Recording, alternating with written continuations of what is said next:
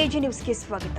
ಹುಕ್ಕೇರಿ ಕ್ಷೇತ್ರದಿಂದ ಸ್ಪರ್ಧಿಸುವ ತಯಾರಿ ನಡೆಸಿರುವುದು ನಿಜವೇ ಎಂಬ ಮಾಧ್ಯಮಗಳ ಪ್ರಶ್ನೆಗೆ ಉತ್ತರಿಸಿದ ರಾಹುಲ್ ಅವರು, ಸ್ಪರ್ಧೆ ಬಗ್ಗೆ ಯಾವುದೇ ಚರ್ಚೆ ಆಗಿಲ್ಲ. ಸಚಿವರ ಸೂಚನೆಯಂತೆ ಪಕ್ಷದ ಸಂಘಟನೆಗಾಗಿ ಕಾರ್ಯಕ್ರಮ ಆಯೋಜನೆ ಮಾಡಲಾಗುತ್ತೆ. ಮತದಾರರು ಹಾಗೂ ಜನರ ವಿಶ್ವಾಸ ಗಳಿಸಬೇಕಾಗಿದೆ. ಸದ್ಯಕ್ಕೆ ರಾಜಕೀಯಕ್ಕೆ ಕಾಲಿಟ್ಟಿದ್ದೇನೆ. ಹಿರಿಯರ ಮಾರ್ಗದರ್ಶನದಲ್ಲಿ ಪಕ್ಷ ಸಂಘಟನೆ ಒಂದೇ ನನ್ನ ಗುರಿಯಾಗಿದೆ ಎಂದು ಅಭಿಪ್ರಾಯ ವ್ಯಕ್ತಪಡಿಸಿದರು.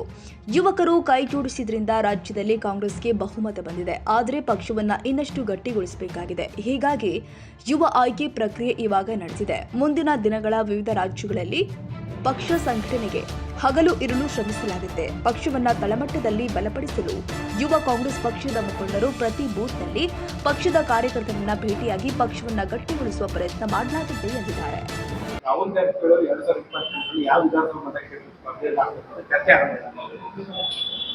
ಈಗ ತಂದೆಯವರ ಮಾರ್ಗದರ್ಶನಂತೆ ನಾವು ಈ ಚುನಾವಣೆಗೆ ನಾವು ನಿಂತಿದ್ವಿ. ಈ ಪಕ್ಷ ನಮಗೆ ಒಂದು ಜವಾಬ್ದಾರಿಯನ್ನ ಕೊಟ್ಟಿದೆ. ಸದ್ಯ ಮಟ್ಟಿಗೆ ನಾವು ಬರೀ ಪಕ್ಷ ಸಂಘಟನೆ ಆಗಿರ್ಬೋದು ನಿಭಾಯಿಸಲಿಕ್ಕೆ ಒಂದು ಪ್ರಯತ್ನವನ್ನ ಮಾಡ್ತೇವೆ. ಮುಂದಿನ ದಿನಗಳಲ್ಲಿ ಇನ್ನೂ ಯಾವ ರೀತಿ ನಾವು ತಗೋಬೇಕಂತ ಇನ್ನೂ ಚರ್ಚೆ ಆಗಿಲ್ಲ ಅಂತ ಹೇಳ್ತೇವೆ.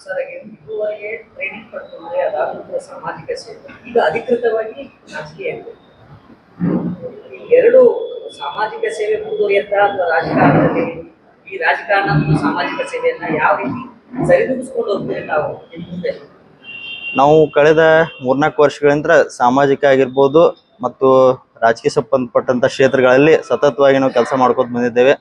ತಂದೆಯವರ ಚುನಾವಣೆಯಲ್ಲಿ ಸಹಾಯ ಮಾಡೋದಾಗಿರ್ಬೋದು, ಸಾಮಾಜಿಕವಾಗಿ ನಮ್ಮ ಫೌಂಡೇಶನ್ ವತಿಯಿಂದ ಆಗಿರ್ಬೋದು ವಿವಿಧ ಕಾರ್ಯಕ್ರಮವನ್ನು ನಾವು ಹಮ್ಮಿಕೊಂಡು ಬಂದಿದ್ದೇವೆ.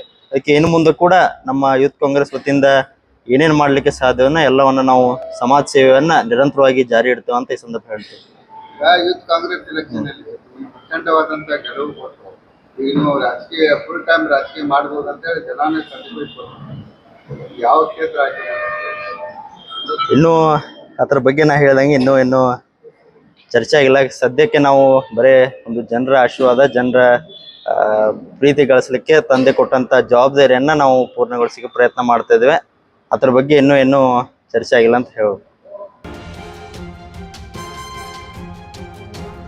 ಕನ್ನಡಿಗರ ಮೆಚ್ಚಿನ ನಿಮ್ಮ ಎಜೆ 24/7 ನ್ಯೂಸ್ ಕನ್ನಡ ವಾಹಿನಿ ಇದೀಗ ಟಿವಿಯಲ್ಲಿ ಲಭ್ಯ.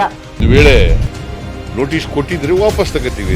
ಇವತ್ತು ವಕ್ಫ್ ಪ್ರಾಪರ್ಟಿ ಅಂತೇಳಿ ಬರ್ತದೆ ಅಂತ ಹೇಳಿದ್ರೆ ರೈತರು ಬೀದಿಗೆ ಬಂದ್ರೆ ಏನ್ ಮಾಡ್ಬೇಕಾಗುತ್ತೆ? ಯಾರು ವೋಟ್ ಹಾಕಿಲ್ಲ ಅಂದ್ರೆ ಗ್ಯಾರಂಟಿನೆಲ್ಲ ಸ್ಟಾಪ್ ಮಾಡ್ಬಿಡ್ತೀವಿ.